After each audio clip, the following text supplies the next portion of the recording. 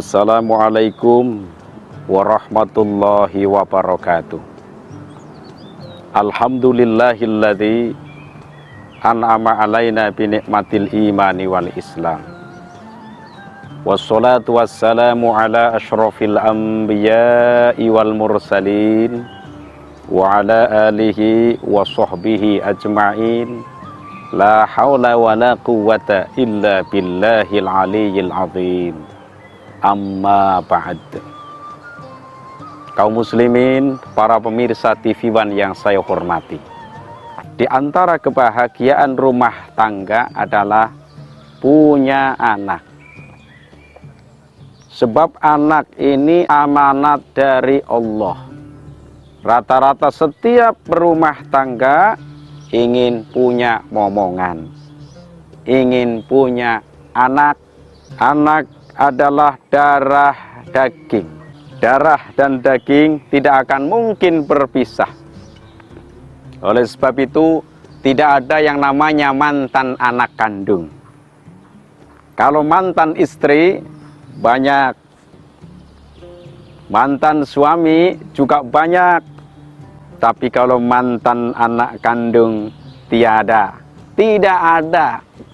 Bagaimanapun adalah anak, baik buruknya anak, orang tua ikut ke bawah-bawah.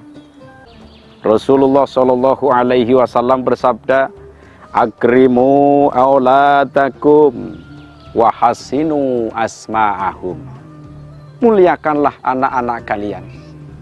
Wahasinu asma'ahum, dan berikanlah nama-nama yang baik untuk mereka. Jadi pertama, muliakan anak. Bagaimana cara memuliakan anak? Di antaranya adalah didik akhlaknya, supaya nanti akhirnya menjadi anak yang soleh dan solihah, berguna bagi agama, nusa, dan bangsa. Yang kedua, wahasinu asma'ahum, berikan nama-nama yang baik untuk mereka. Jadi nama-nama yang baik ini yang menjadikan modal salah satu untuk anak-anaknya. Jadi seumpama mau bikin nama dengan nama-nama Nabi.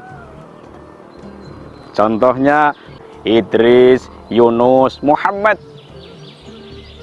Ini nama yang baik. Kemudian kita dilarang untuk bikin nama pengambilan dari nama-nama para malaikat. Walaupun sebagian ulama mengatakan hukumnya makruh, sebagian ulama lagi mengatakan jawaz, diperbolehkan. Wallahu a'lam bishawab. Dalam sebuah hadis riwayat Imam Muslim, Rasulullah Shallallahu Alaihi Wasallam bersabda, "Inna ahabba asma'ikum ilallah Abdullah wa Abdurrahman." Sesungguhnya nama-nama kalian yang paling dicintai oleh Allah Subhanahu wa Ta'ala, yang pertama Abdullah, nama Abdullah. Yang kedua wa Abdurrahman, nama Abdurrahman. Maka orang yang ada di Indonesia, salah satu orang yang terkenal yang dijuluki namanya Gus Dur, beliau nama aslinya adalah Abdurrahman. Sedangkan nama Abdurrahman salah satu nama yang dicintai oleh Allah Subhanahu wa Ta'ala. Untuk mencetak anak yang soleh dan solihah, didik ilmu agama, dimasukkan ke pondok pesantren, PAUD, madrasah, majelis taklim, dan lain-lain, supaya anak-anak kita bisa mengerti tentang ajaran agama Islam. Pertama, didik ketauhidan. Didik supaya anak kita bisa mengerti adanya Allah, siapa Allah. Maka Rasulullah Shallallahu Alaihi Wasallam bersabda, "Ibtahu ala sibyanikum awwala kalimatin la ilaha illallah." Ajarilah pertama kalimat pada anak-anak kalian dengan kalimah la ilaha illallah. Jadi anak dipelajarin supaya bisa ngerti bacaan la ilaha illallah, mengenal Allah, perkenalkan Allah. Allah satu, Allah yang menciptakan langit dan bumi, Allah menciptakan gunung-gunung. Diperkenalkan anak-anak kita supaya mengenal Allah Subhanahu wa ta'ala. Jangan anak-anak, mohon maaf, lagu-lagu Melayu hafal, lagu dangdut juga hafal, lagu pop juga hafal, tapi ketika mengucapkan kalimah la ilaha illallah tidak bisa. Alangkah ruginya orang tuanya itu. Jadi pertama, didik supaya mengenal Allah Subhanahu wa ta'ala. Terus yang kedua, didik sholat dan perintahkan sholat. Pertama, didik sholat.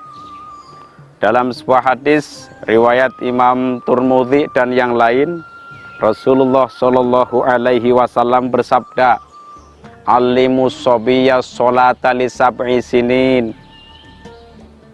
Didiklah anak kalian sholat li sab'i sinin, karena usianya sudah sampai 7 tahun. Kalau kita punya anak kemudian sudah sampai 7 tahun, didik tata cara sholat. Bagaimana cara takbir yang diajarkan oleh Rasul, takbiratul ihram.